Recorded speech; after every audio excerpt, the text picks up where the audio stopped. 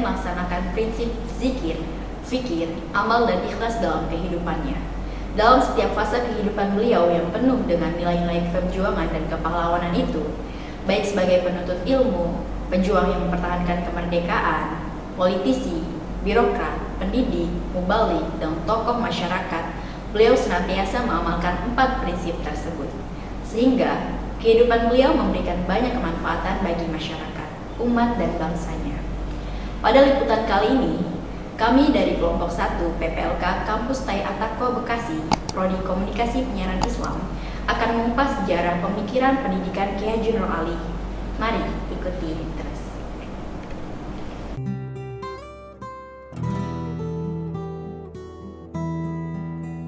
Pada video kali ini, kita akan mewawancarai seorang narasumber yang merupakan seorang penulis buku Pemikiran Pendidikan Kiai Haji Nur Ali.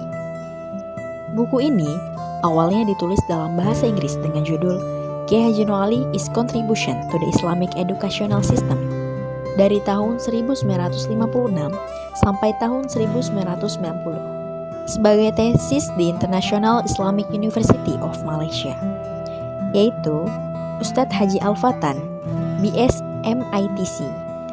Selain seorang penulis, beliau juga merupakan seorang guru di Pondok Pesantren At-Taqwa Pusat Bekasi.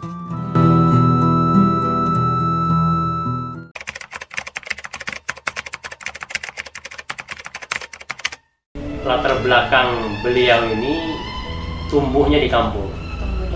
Ya, besar di kampung, besar di desa, tapi memiliki jiwa ataupun mental bukan hanya kampung tapi nasional bahkan internasional.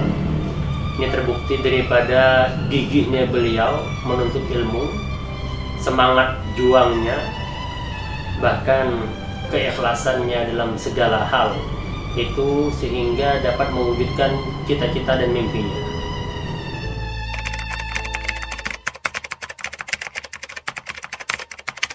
Kiai Haji Nur Ali ini konsep pendidikannya hakikatnya itu adalah terinspirasi daripada Al-Quran, ya, dan sunnah-sunnah Rasulullah SAW, dan itu tidak lain dan tidak bukan untuk menjadikan manusia itu sebagai insan kamil ataupun manusia yang sempurna, sebagai khalifah, dan menyentuh semua aspeknya, baik itu secara real ataupun materi, secara jasadiyah, kognitif, dan juga secara ruh spiritual. Dan ini tertuang dalam banyak kesempatan pidato-pidato beliau, yaitu sangat menekankan bahwasanya motor penggerak dari sebuah pendidikan itu adalah liya'budun wa ma khalaqtul jinna wal insa illa liya'budun, dalam surat Az-Zariyat ayat 56 itu, untuk mengabdi kepada Allah Subhanahu wa taala. Orang itu tidak bisa mengabdi kepada Allah tanpa dia memiliki ilmu pengetahuan yang cakap, ya, sehingga dia benar-benar paham tugas dan fungsinya, bukan hanya sebagai mengabdi saja, untuk mengabdi saja, tapi sebagai khalifah. Dalam bidang pendidikan, Kiai Haji Nur Ali memiliki banyak prestasi. Pada tahun 1950, Kiai Haji Nur Ali mendirikan Lembaga Pendidikan Islam atau LPI di Jakarta.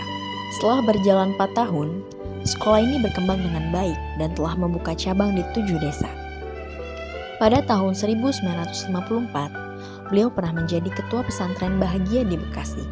Dan pada tahun 1954, beliau juga mendirikan Yayasan Bangunan Pemeliharaan dan Pertolongan Islam atau YP3I. Kiai Haji Nur Ali memiliki banyak karya yang diberikan kepada murid-muridnya untuk diajarkan di pesantren. Di antaranya ilmu akhlak, ilmu tauhid, ilmu fikih, ilmu sorof, ilmu nahu, kitab Nur Al-Hidayah. Pada konsep benar dan pintar ini, yang disebutkan adalah faktor-faktor sebagai panduan dalam melahirkan seorang yang benar dan pintar. Yang pertama adalah faktor ibadah.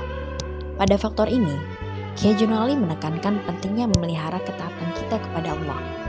Karena hati adalah agen yang menggerakkan manusia bergerak ke depan.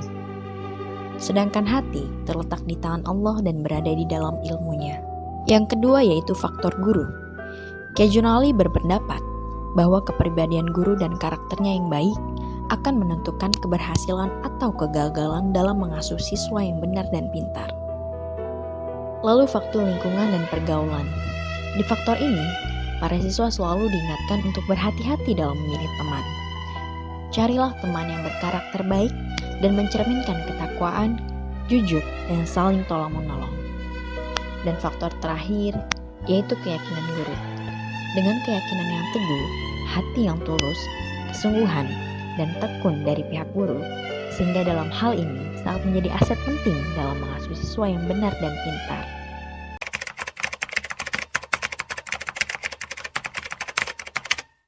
Kalau kita berbicara tentang visi dan misi, tentunya visi misi pondok pesantren itu adalah kemasyarakatan. Ya. Maknanya apa? Memberdayakan umat, ya, mengayomi umat sebagai munzirul qaum. Nah, dan mana nanti para alumni ini akan kembali ke kampungnya masing-masing, ke musolanya masing-masing, dan menjadi mercusuar ataupun ka'batul qusodnya di kampung rumahnya masing-masing. Itu hakikatnya visi misi daripada pendidikan pesantren yang beliau inginkan.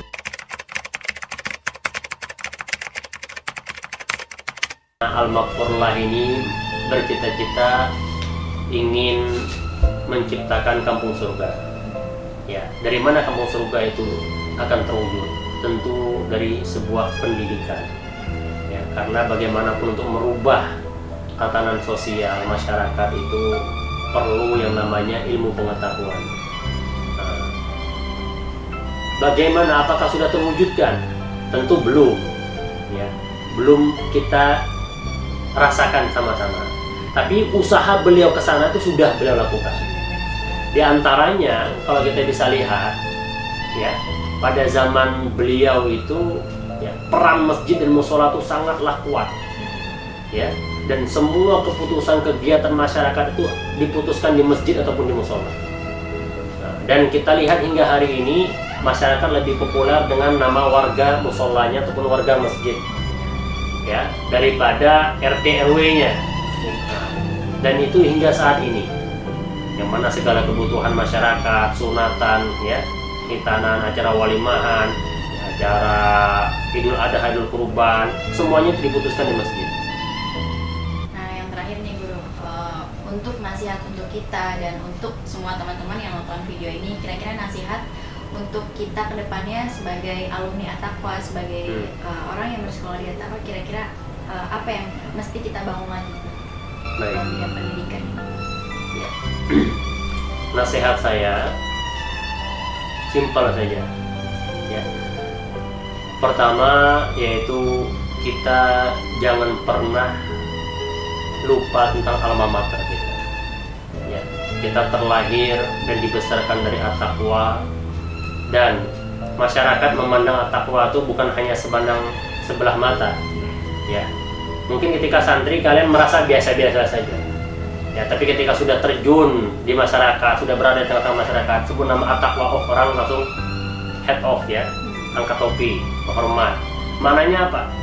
Begitu besar sekali kepercayaan masyarakat yang telah dibangun oleh Al-Maghfurullah. Kalaupun tidak bisa berbuat banyak, paling tidak menjaga nama baik At-Taqwa. Ini sangat penting, karena banyak para alumni, ya, bahkan para santri sekalipun belum mampu menjaga nama baik, ya, ataupun menjaga nama baik keluarganya, ya, apalagi menjaga nama baik At-Taqwa yang mana itu dibesarkan dan diharumkan oleh Al-Maghfurullah, dan terus berusaha mewujudkan cita-cita Al-Maghfurullah dengan apa? Mencintai ilmu dan terus belajar. Terima kasih banyak Guru untuk informasinya. Semoga informasi ini bermanfaat untuk teman-teman semua yang nonton dan tentunya untuk kita semua. Kurang lebih kami mohon maaf. Wassalamualaikum warahmatullahi wabarakatuh.